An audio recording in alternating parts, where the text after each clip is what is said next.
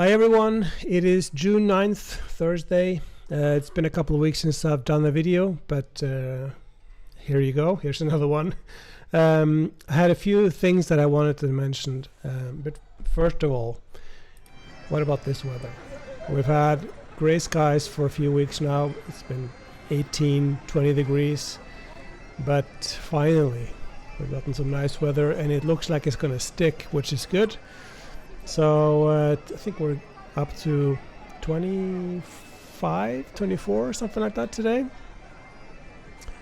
So this is from this morning, from the Obradoiro Square, and yeah, I think we're getting up to 24 today, which is nice.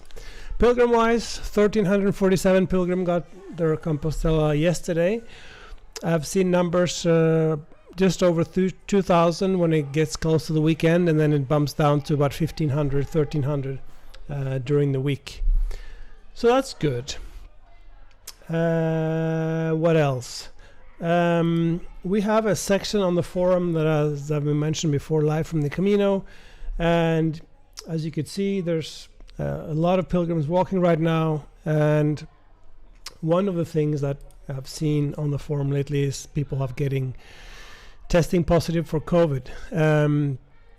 So as you know, COVID's still around, and in Spain especially has we've had over 700 days with a mask requirement, and suddenly people are taking off their mask. As of a month ago or so, we could take off our mask outside. You still have to wear it in public transport and hospitals and pharmacies, places like that. A lot of people still wear it in the supermarket. You don't have to, but you can. But mostly when you're out in the street, at least in Santiago, you see people without mask. And I think people are forgetting that COVID is there because they don't have a mask. It's over. It's not in the news as much either anyway. So it's kind of got in the back of people's minds. But it is true that it's still out there. And you have to take some precautions when you are around people, as you would be if you are in a albergue or a pension or a place with many people. Actually, interestingly enough, with over 700 days of wearing a mask, the regular flu hasn't been circulating in the winters as it usually does either. So this May, we've had as many flu cases in Spain as there's ever been in May, because the flu could not circulate during the winter. We took off masks off, was it April, something like that? Suddenly the flu could start going again, and we have a lot of people with the flu. Not COVID, but the normal flu. And there was more people. I looked at the newspaper article I saw yesterday, more people in Spain, according to that newspaper article, more people in Spain in a hospital due to the flu than due to COVID right now. So, and the way you protect yourself from the flu, it sounds like I'm not an expert, but sounds like it's pretty much the same way you're protecting yourself against COVID as well. So just be careful, and I think it's perfectly safe to travel and come to Spain, but you don't want to pick up the flu or COVID. So another thing that I thought I'd mention is there's a lot of, since we're now, let me see if I could, Chacoveo, there's a lot of concerts because it's a holy year. So we have a lot of concerts and a lot of activities going around in Santiago this summer. And that means that hotel rooms are getting difficult to come by. So for example, I think next weekend is the 16th to the 18th. There's a festival in Santiago, and it's packed. I don't think there's any way of getting a hotel room in Santiago that weekend, next weekend. And there's going to be more stuff coming up in the summer. So I know it's not possible if you're walking from Saint-Jean to book a hotel room in advance, because it's 30-day out and you don't know when you're going to arrive and you can't book it. But as soon as you get close enough where you think when you're going to come in, I would look to book as early as you can. Or alternatively, especially for those walking through to Finisterre and Murcia, just if you don't find any room in Santiago for when you arrive, you could walk through Santiago and not stay here, and then pick up your compostelle on your way back from Finisterre or Murcia. So I thought I'd mention that because it's been something that people have been asking me about. The situation out on the actual Camino, I talk to pilgrims sometimes when they pick up luggage stuff at Casa Ivar, and I haven't heard of any big crisis. So it seems like it's kind of working itself out, although I'm not 100% sure since I live in Santiago and not out on the trail. Anyway, so the Live from the Camino section on the forum seems like it is working. People are walking and uploading photos and commenting on what's going on, which is nice. Another thing that I've done that you may have seen is that I have created the Live from the Camino videos that I've created. Let's see if I could find them. It's under Santiago. It is Casa Ivar in Santiago and Camino Conversation. So what I've done is people are sending me in videos. I've done 4. I think I'm gonna, if I have time this week, I'll do the 5th one.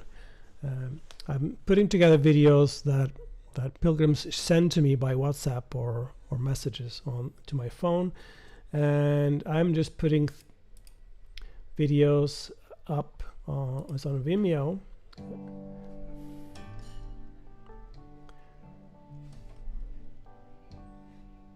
And what it is, it's just clips from pilgrims that are out there walking, and just a view from what they're seeing when they're out there walking. This was last week's one, and I think that's kind of nice, just to get an idea for what it looks like out there. So if you're interested, and if you're walking, send me your videos, and I'll put them up in the weekly video that I do. What else? I've talked to, because I know a lot of you are using the FindPenguins app. What is that? That's an app where you could share your location. You can upload photos, and people can then follow you when you walk. So there's a section on the forum. Right now I have it as a little pop-up at the top. By the way, if you don't want to see this anymore and you're not interested, you can click the X and that disappears. But people have been getting the app, and our people are walking, and you could kind of follow them along on the map of Spain, which is kind of nice.